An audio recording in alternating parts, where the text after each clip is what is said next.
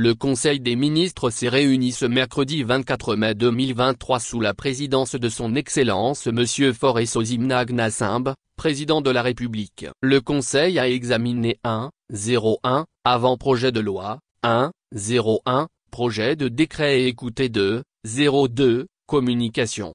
Au titre de l'avant-projet de loi, 3. Le Conseil a examiné et adopté l'avant-projet de loi relatif à la création et à la gestion des aires protégées. 4. Au regard de l'évolution rapide du contexte international sur la conservation de la biodiversité et les nombreux enjeux socio-économiques et écologiques qui sous-tendent la gestion durable des aires protégées, il est apparu nécessaire d'adapter le cadre juridique existant pour une meilleure gouvernance des aires protégées.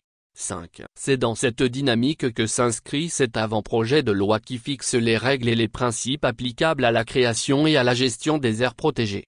6. Son adoption permettra à notre pays de disposer d'un cadre juridique spécifique dédié aux aires protégées dans la perspective de leur contribution à la réalisation des objectifs de développement durable, notamment le projet 35 de la feuille de route gouvernementale 2020-2025. Qui prévoit d'étendre à 25% la couverture forestière du pays à l'horizon 2025. Au titre du projet de décret, 7. Le Conseil a ensuite examiné et adopté un projet de décret fixant les modalités d'application de la loi portant statut de zone franche industrielle dans le secteur du textile et de l'habillement. 8. Ce décret a pour objectif de définir les conditions et les modalités d'obtention de l'agrément au statut de zone franche industrielle dans le secteur du textile et de l'habillement. 9. Il précise également les règles régissant les activités des entreprises concernées, en particulier, en matière de commercialisation des produits, d'emploi de salariés expatriés et de formation continue des travailleurs nationaux. 10. Son adoption vise la poursuite et l'accélération de l'installation d'usines textiles dans notre pays, notamment au sein de la plateforme industrielle d'Adéticopé, ce qui permettra de consolider la création d'emplois en s'appuyant sur la transformation des matières premières locales conformément à l'axe 2 de la feuille de route gouvernementale. Au titre des communications. 11. Le Conseil a écouté une communication relative à la mise en œuvre de l'assurance maladie universelle, AMU, présentée par le ministre délégué chargé de l'accès universel aux soins. 12. Cette communication a permis de présenter les résultats des travaux menés dans la poursuite de l'opérationnalisation de l'assurance maladie universelle AMU. 13. Ces travaux relatifs à la définition du panier de soins, la réalisation de l'étude actuarielle, l'élaboration d'une architecture de l'AMU et la rédaction de textes d'application, s'inscrivent dans la continuité des actions menées par le gouvernement pour une mise en œuvre réussie de la couverture maladie, conformément à la feuille de route gouvernementale 2020-2025. 14. Le Conseil a enfin écouté une communication sur la situation économique et financière et le financement de l'économie à fin décembre 2022 et au premier trimestre 2023 présentée par le ministre de l'Économie et des Finances.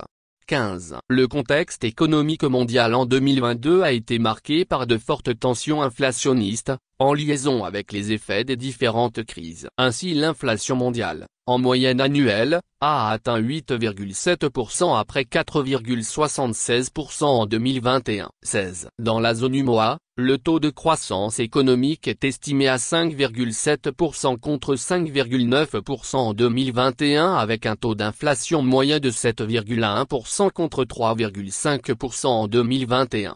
17. Au Togo, la conjoncture économique comparée à 2021 est caractérisée par une évolution globalement satisfaisante de l'activité économique reposant notamment sur une bonne dynamique observée dans le trafic portuaire et aéroportuaire avec une hausse du niveau de financement de l'économie au profit notamment des petites et moyennes entreprises.